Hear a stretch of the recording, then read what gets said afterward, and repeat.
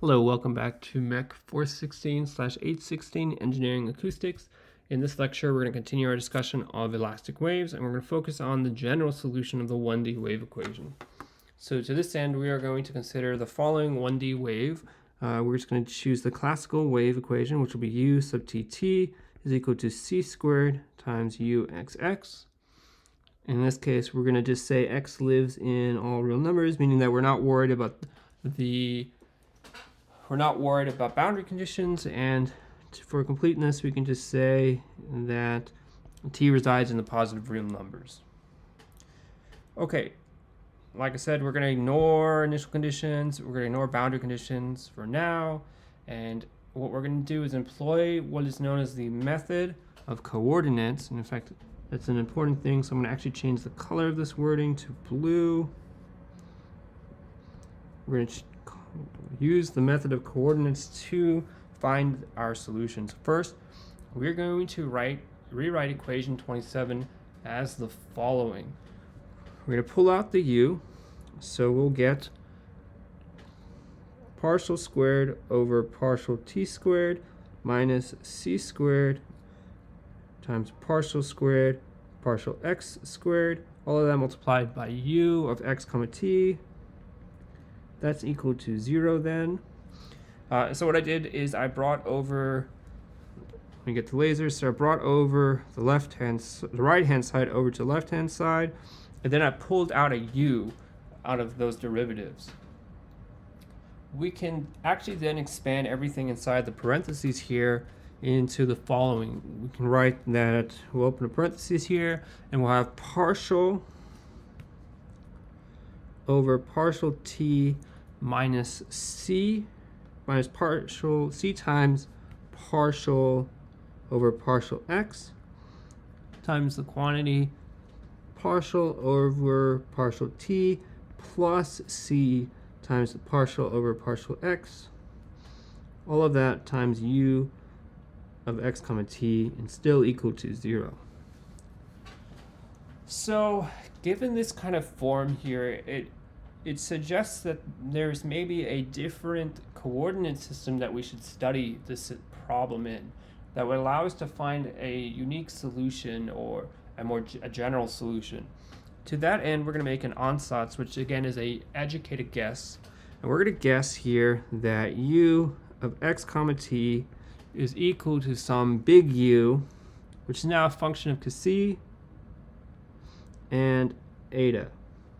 And c and eta are going to be new coordinates that we're going to try and find. And in fact, we're going to define them as follows. And again, this is our ansatz. We're making a guess here. It turns out to be an educated guess, but it's still a guess that we're making. So we can guess anything we want. And in this case, we're going to guess the following, that c is equal to x plus ct, and eta is equal to x minus ct. These are the new coordinates we're going to use in this ansatz, given this ansatz. Okay. We now need to compute derivatives, meaning we're going to have to use a chain rule applied to this. So first, let's start with the derivative u sub t, the time derivative, first time derivative of u. That's going to be equal to partial over partial t times big U, which is a function of c and eta. We have to now apply chain rule here, so we're going to get partial big U divided by partial c times partial c over partial t plus partial u divided by partial eta times partial eta over partial t. Great. We can do the derivatives partial c partial t and d eta dt, just looking at the coordinates above. If we take a derivative of c with respect to t, we'll just get back positive c. So that becomes c. And if we do that same type of derivative but for eta, we'll get back a minus c. And so what that then tells us is that this derivative is equal to c times partial u over partial c plus and actually, sorry, minus, it should be minus partial u over partial eta.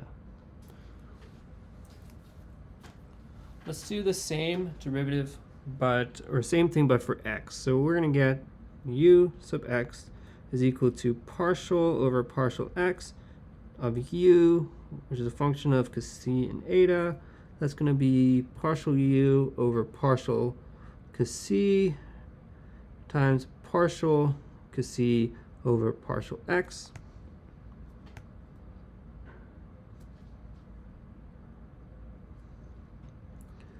Plus partial u over partial eta. That looks like a v. Times partial eta over partial x. And again, we're going to look at our coordinates. If we take a derivative of cos with respect to x, we're just going to get back 1. And if we take a derivative with respect to eta, we're also just going to get 1. Such that this is equal to partial u divided by partial cos plus partial u over partial eta.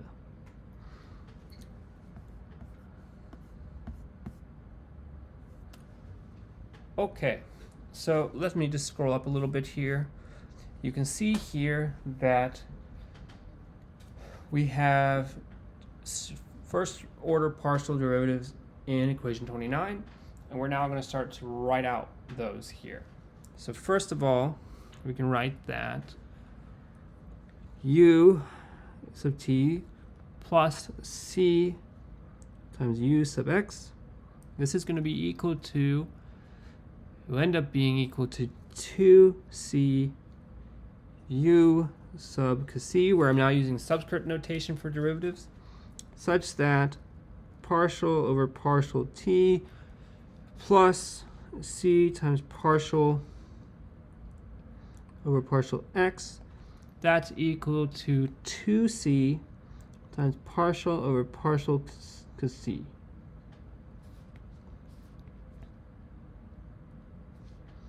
If I can write a cos, there we go. All right, let's now do u sub t minus c times u sub x.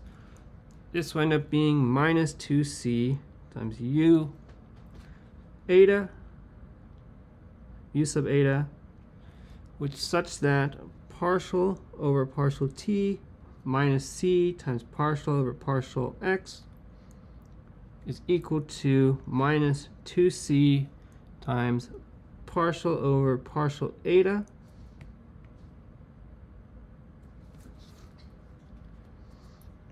And in fact, let's do another mini homework.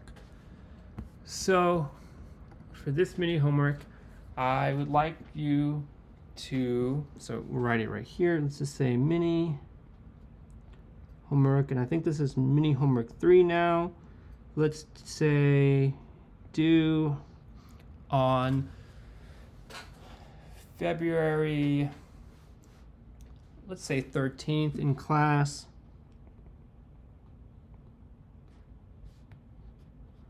Feb 13, 2024 in class on a piece of paper. Show that what I've derived here is true. Show that these derivations are true.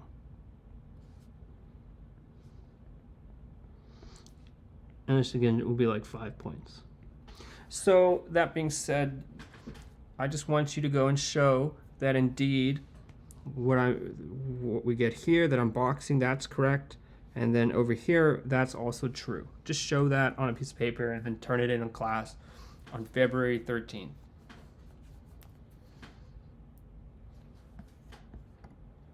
Okay, let us continue. So now looking back here at equation 29, we can now recast equation 29 into a form that depends on big U and cos and eta. That ends up being, and we'll just say here then, go back to red. So then we get that minus 2c times big U eta. In fact, we should write this out as partial over partial eta. There's no shortcut to writing that because we're not treating it as an operator, not as something that's had a derivative taken of it, times 2c partial over partial c, all of that times big U function of c and eta must be equal to 0. And again, this is now equation 29. Yep, 29.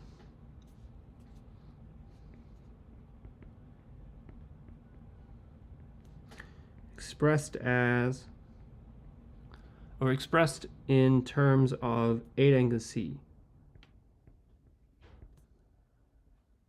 C and eta, let's say. Okay. So then we can write that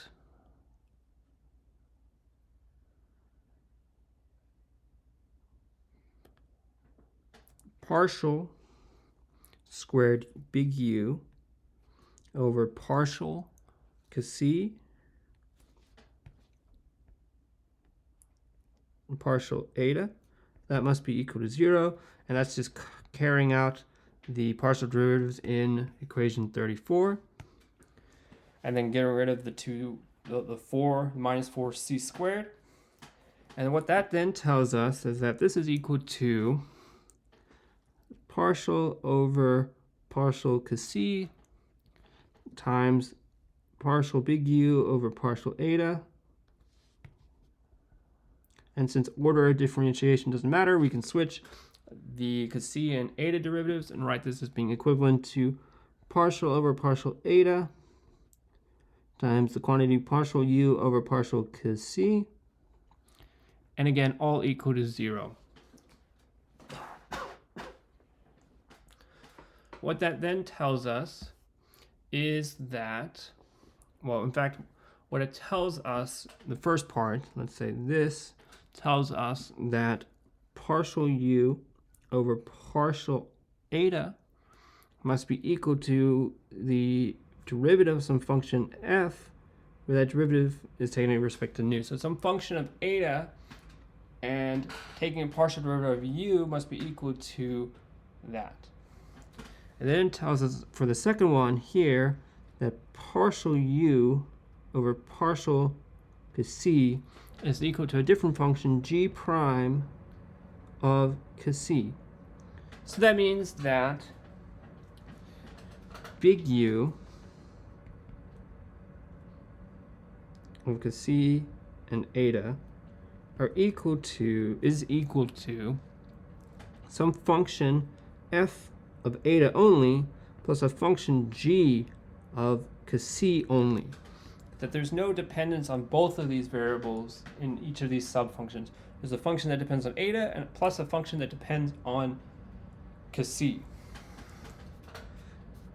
And then going back to u, what this then implies, if we go back up to the top here, if we can then plug these in, and we can find that u, little u, of x comma t must be equal to a function f of x minus ct plus a function g of x plus ct. And this is our general solution to the wave equation.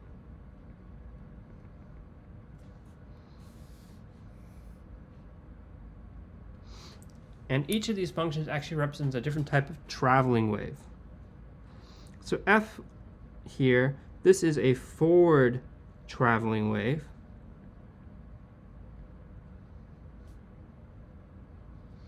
And g here, this is a backwards traveling wave.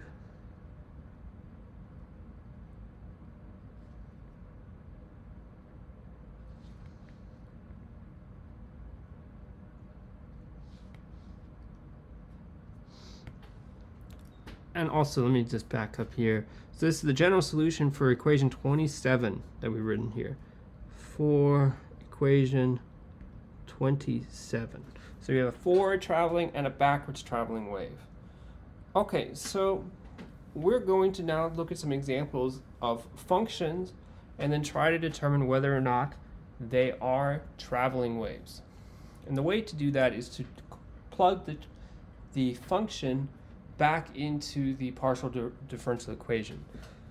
So here we're given that u of x comma t is equal to 5 times x squared minus 2ct squared. And we want to know, is this a traveling wave? And to do that, we need to plug it back into our original equation. So we're going to have to plug into utt is equal to c squared uxx. That means we're going to have to compute utt and uxx. Let's start with ut. So this is just going to be, we're going to take a derivative, of, with respect to time. We're going to bring down that 2 here. So we're going to end up with minus 4ct. Because the x doesn't depend on time, we can then do utt. That is then equal to minus 4c. Okay, let's now do ux.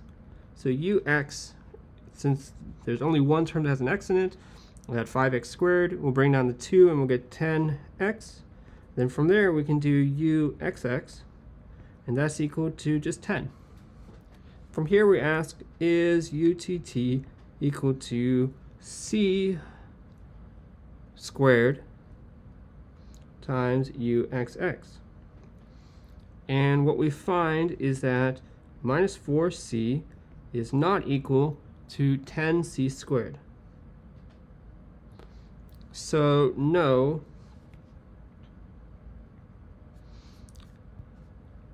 x 5x squared minus ct, so 2ct squared is not a traveling wave.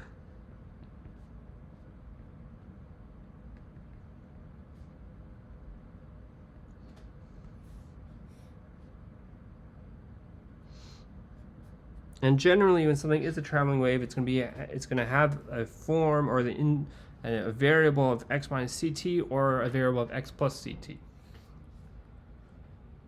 Okay. Let's look at example 2 here. We're given that a function, or that u of x comma t is equal to some function f of x cubed minus ct. And is that a traveling wave? So again, we're going to have to plug this into our differential equation. So let's start by computing derivatives. So u sub t is going to be equal to, well, in this case, we have to do chain rules. So the first thing we get is f prime x cubed minus ct times the derivative of what's inside there, which is just going to be minus c. So then this will be equal to minus c times f prime, and we can drop that function notation here. For utt, we're going to end up with this being equal to, we're going to take a derivative of f here, which will bring out a minus c. So we'll get c squared times f double prime. Now let's do ux, which looks good because we have a c squared in there. So this might hint that this might be a traveling wave, but we still need to compute the derivative with respect to x. So ux, in this case, let me just move this down a little bit. This is going to be equal to, well, we'll again have f prime x cubed ct times the derivative of what's inside. That's going to be 3x squared. That will then be equal to 3x squared times f prime, and again dropping the function notation. So uxx, now in this case, we're going to have to do product rule and chain rule. So in the beginning, we're going to have to take derivative of the first term with x, so we'll get 6x times f prime plus, and here we're going to take a derivative of f again, and then we'll bring out a 3x squared, so we'll end up with 9x to the 4th times f double prime.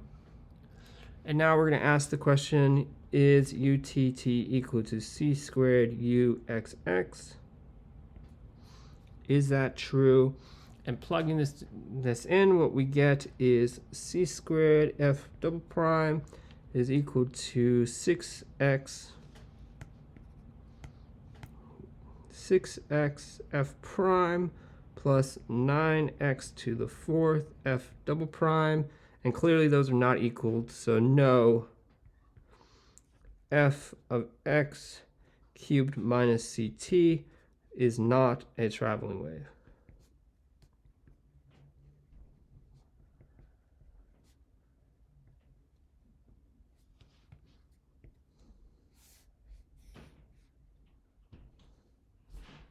All right, let's move on and look at our third example here. We're given that u of x comma t is equal to the sine of x minus ct. So here's a function that does depend on one of those two variables or coordinates we defined, in this case x minus ct. But however, to make sure that this is indeed a traveling wave, we need to plug it back into that governing equation. We're going to start by computing derivatives here. So u sub t is equal to minus. So we're taking the derivative of the sine. We're going to get cosine of x minus ct, and then multiplied by the derivative of what's inside, which is minus c in this case. So we're going to get minus c times the cosine of x minus ct. Okay, so then u sub tt is going to be equal to, in this case, we're going to take a derivative of cosine, which will give us a minus sign. That will cancel that minus sign. But then we'll take a derivative of what's inside and get another minus term, and minus c. So we're going to have minus c squared times the sine of x minus ct. That looks good so far. It's nice to have this c squared in front, but we still need to compute the derivatives with respect to x. So starting with u sub x, we're going to get here, in this case, just the cosine of x minus ct. There's nothing in front of the x there to multiply out. And then u sub xx is going to be equal to minus sine x minus ct. Okay, so now the question is, does utt equal c squared times uxx?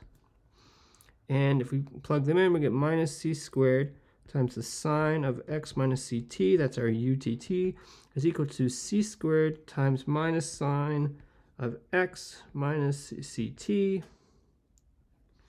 equal to minus c squared sine of x minus ct, and indeed they are equal.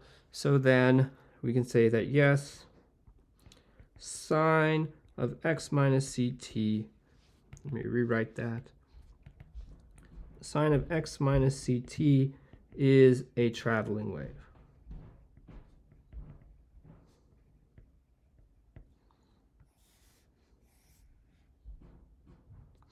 All right, this concludes our lecture in this recording. However, in the next lecture, we're going to cover the wave nature of the general solution.